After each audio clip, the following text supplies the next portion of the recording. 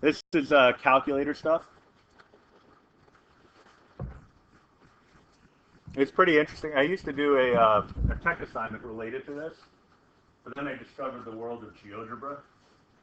You guys, I mean, it's hit or miss as to whether or not you love it or hate it. There's usually nobody in the middle that is like, all right, I'm all right with GeoGebra. It's like, oh, this is awesome, or why does he keep shoving this GeoGebra stuff down our throat? It's one of those two things, but it's not going away, so sorry. So this is how you can randomize using the calculator. In the third unit, we're going to learn how to design experiments, carry out experiments, analyze data, and things like that in context. But in almost every situation when it comes to a statistical study, randomization needs to be used in some capacity. Right? So I always, every semester, I ask somebody if they would be willing to do this particular study, and nobody's ever done it. What I want is somebody to go out there at that intersection with a lawn chair and just sit there and watch. I mean, if you're gonna say, it's like a nice little microcosm of like drivers of New York. You see like every type: the cautious driver, the aggressive driver, and everything in between.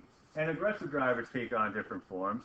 So like the person who cut me off yesterday as I was driving down Tarrytown Road, just to slam on the brakes in front of a red light, which didn't just turn red, it had been red for as far as I can see it. Like the minute I saw that there was a light there, I registered it is a red light. There is no need to speed because I can't get through the red light. It has already turned red. All right, but that other person, either he's like, no, I want to be first in line, because you gotta. I'll tell you, driving is infinitely more entertaining if you associate a child's voice with the driver. like, and I mean like toddler. No, I want to go first. Like that is like when you're on the highway and somebody cuts you off for really seemingly no apparent reason. That's the only thing that could be going through their minds. Right, so I think that's what happened there. And I had to slam on the brakes because it could also be that really popular way of committing insurance fraud. Yeah.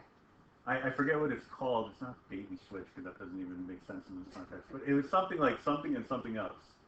Like duck and get slammed in the rear. I don't know. Does anybody know? There's a name for it. What was he driving about? I'm trying to think. It was so tinted and blacked out that I couldn't make out. It looked Acura slash maybe like a Civic CI kind of thing. Oh yeah, it was. Or SI, sorry. CI is not a thing. SI. It was something that was like really jazzed up, and the music was blaring, and the windows. I mean, the individual was going to get pulled over just on the tinting alone. And so One of those baby signs on your Harley, child driver. Baby on board? Yeah. Yeah, you put one of those on? They don't respect it. They go the other way. I read a study that said that people are more likely to drive aggressively around people who have the baby on board stickers because they're like, who do you think you are? Oh, just because you got a baby on board, you're better than me, huh? Well, let's see how you handle this, you know. Yeah, I read up on that. I'll try to find the article. Was that? Oh yeah. Well, that's just a pet peeve. If you're in the left lane and you're going 54 miles an hour with a baby on board sticker, it's like, one, get over. You're only going 54 miles an hour. Like, I just need my right to speed to be preserved. Like it's a right to drive faster than the speed limit and accept the consequences of that choice. But it is still my right to do. I'm not like an aggressive driver. I don't cut people off. I do appreciate it when I'm trying to merge onto the highway and a person either speeds up or slows down so I have a window to get in. I'm not trying to beat you. slow drivers on the fast lane, and It's the word, and it's dangerous too, because if you're not paying attention, and I don't mean like you're distracted driving, like phone and stuff like that. It's just you have a case of highway hypnosis. You're just like in the zone. You're like 4 hours into a 13-hour drive to North Carolina. Like you're just in a groove, and then all of a sudden a person is just there, and you're coming in at 80, and they're at like 40, and like before you know it, you're talking about dead bodies. So.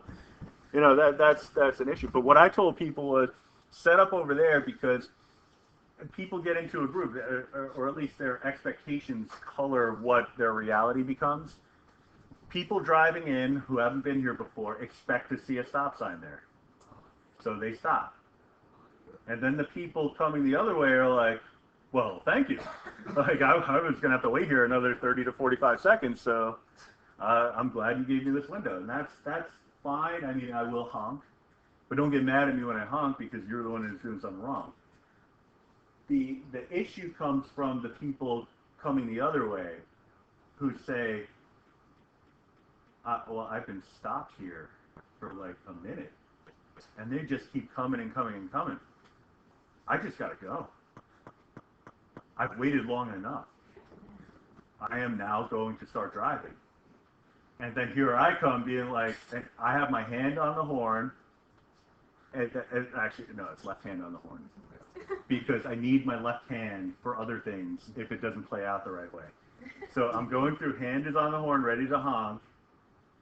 And then I take a look at the driver to make sure that they see me looking at them. I am going to now turn.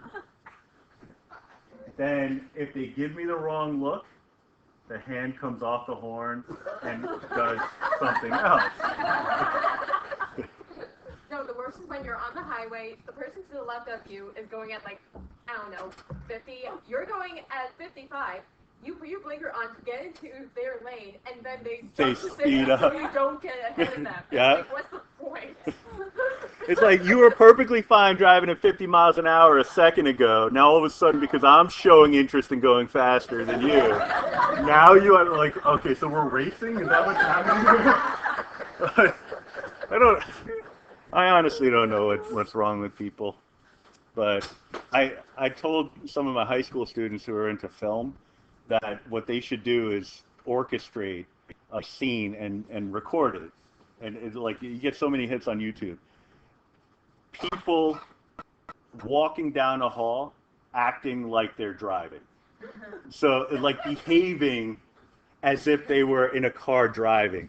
And so you would see two people walking next to each other, and then the first person be like,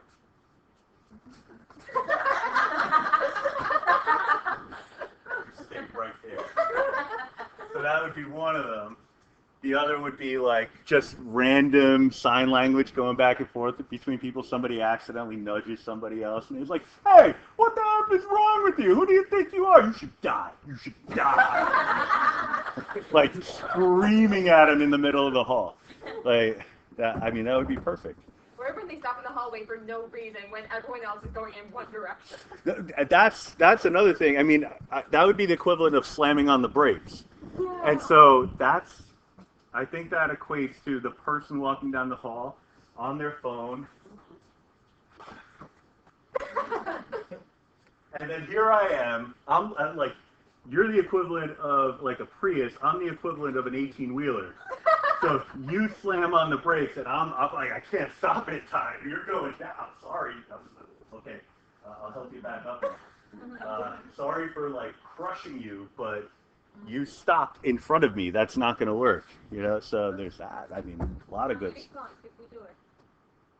Oh wow. Oh cool. All right, good. So yeah, because this is actually good because this is going to be